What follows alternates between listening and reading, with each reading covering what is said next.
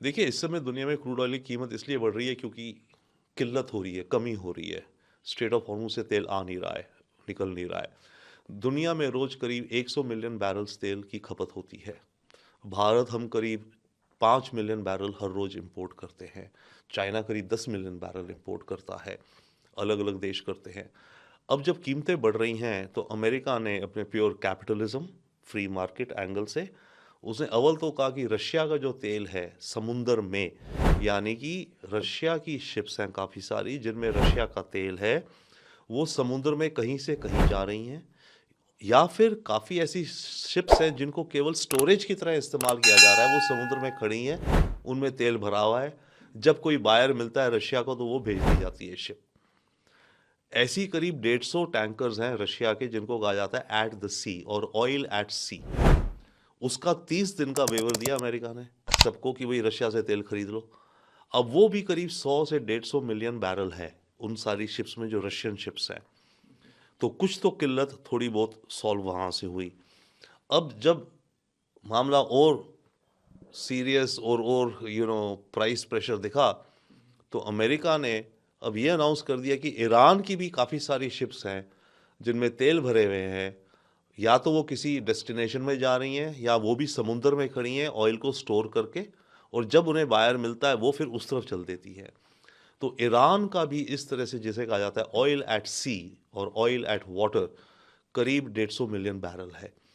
तो ईरान का 150 मिलियन हो गया, उससे अलावा रशिया का 140 150 शायद वो भी है, तो करीब 300 मिलियन बैरल की सप्लाई दुनिया की मार्केट में आएगी। तो तेल की कीमतें थोड़ी थम सकती हैं।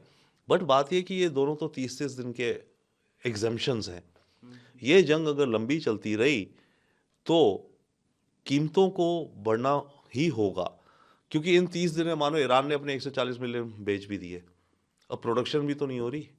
ईरान की इन्होंने प्रोडक्शन को बर्बाद कर रहे हैं। तो ईरान का नया तेल मार्केट में क्या क्या आएगा, कम आएगा। वहाँ रशिया की, ठीक है, वो 150 मिलियन को आपने बिकवा दिया, बट उसके आगे अगर आप रशिया को और बिकवा रहे हो तो फिर हो रहा है कि रशिया तो पैसा लेके यूक्रेन युद्ध में जा रहा है। तो अमेरिका अजीब और गरीब कैलकुलस कर रहा है तेल को लेकर के। देखिए, स्ट्रेट्स ऑफ हॉर्मुज जो है ये करीब 30 किलोमीटर का समुंदर है विड्थ में, जो कि पर्शियन गल्फ के जितने देश है उनका सारा का सारा तेल यहाँ से आता है। राइट। अब क्योंकि युद्ध चल रहा है तो पर्शियन गल्फ को ब्लॉक कर दिया है ईरान ने अपने युद्ध के हिसाब से, और प्रेशर पॉइंट बनाने के लिए अमेरिका के ऊपर, दुनिया के ऊपर।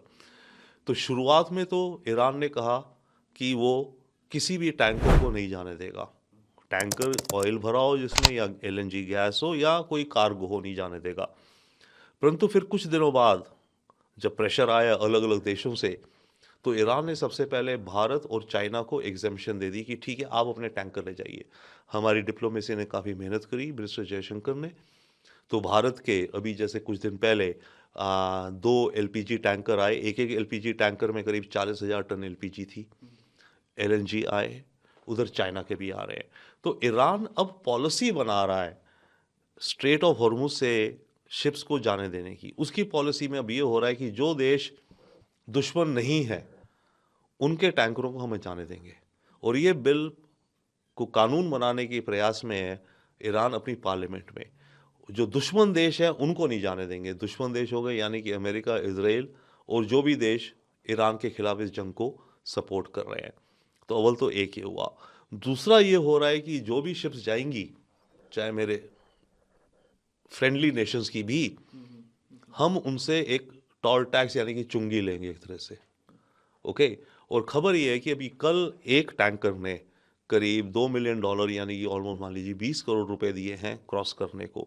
तो ऐसे में ईरान की पॉलिसी शायद ये होगी, जो उसके फ्रेंडली देश हैं उनसे वो टोल कम लेगा, मानो $1 लाख, $2 लाख।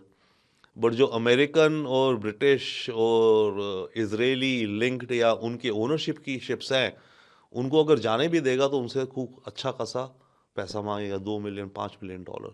तो ये फिलहाल ईरान की पॉलिसी, अगर हम कहें स्ट्रैटेजी, बनती दिखती है।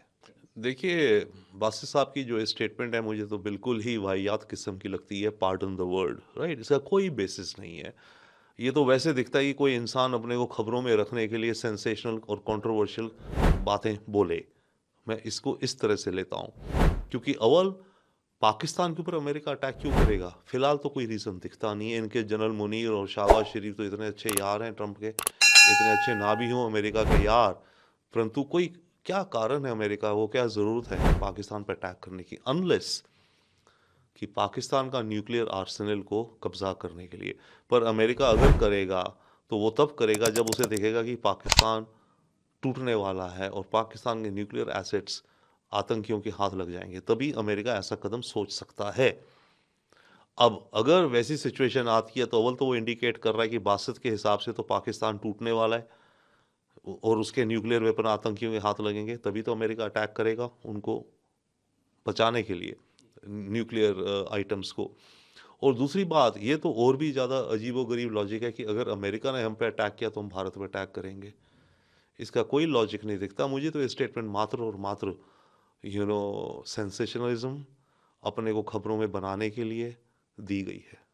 सर, उधर कनाडा को लेकर भी एक खबर है का कोई लिंक जो है वो नज़र नहीं आता है। ये बात अब काफ़ी हद तक क्लियर हो रही है। नया इंटरव्यू भी हुआ है संजय कुमार वर्मा उनका भी, उन्होंने भी इस पे कई बातें कही हैं, रखी हैं। क्या देखिए, हमारे एम्बेसडर जो कनाडा में थे, हाई कमिश्नर संजय वर्मा, उन्होंने जो कहा सही कहा। उन्होंने कहा कि कनाडा के साथ हम दो अलग अलग बकेट्स में बात कर रहे थे, दो कैटेगरी। एक तो ये हरदीप सिंह निज्जर का जो भी केस है, अव्वल ऑब्वियसली भारत का कोई इन्वॉल्वमेंट नहीं है, हमारी सरकार के एजेंट्स का कोई इन्वॉल्वमेंट नहीं है। ये आपस में गैंग्स की राइवलरी है, ट्रांसनेशनल क्राइम है। इसको मिलजुल के हम आपके साथ इन्वेस्टिगेट करने में पूरी मदद करेंगे, पर ये आपका अपना अंदरूनी मामला, आप इसे सॉल्व करो। और इसे आप इसलिए और भी सॉल्व करो क्योंकि आपकी धरती से ऐसे तत्व भारत की नेशनल सिक्योरिटी और आतंक फैलाते हैं, मनी लॉन्ड्रिंग करते हैं, एक्सटॉर्शन करते हैं। तो एक तो वो है। दूसरा बकेट, दूसरा ट्रैक ये है कि ये अच्छी बात है कि कनाडा अब खुद अपने देश के अंदर अपनी लॉ एंड ऑर्डर पे फोकस करे। इस तरह के criminal gangs, criminal networks, money laundering, transnational crime, drug smuggling, सारा एक्सटॉर्शंस का जो धंधा चल रहा है कनाडा के अंदर, और कनाडा में कुछ इस तरह के तत्व जो हैं वो भारत में कर रहे हैं इस तरह की एक्सटॉर्शन, वहाँ से बैठ के उन पर कैनेडियन सरकार अंकुश ही ना लगाए, ऐसे एलिमेंट्स को पकड़ के जेल में डाले।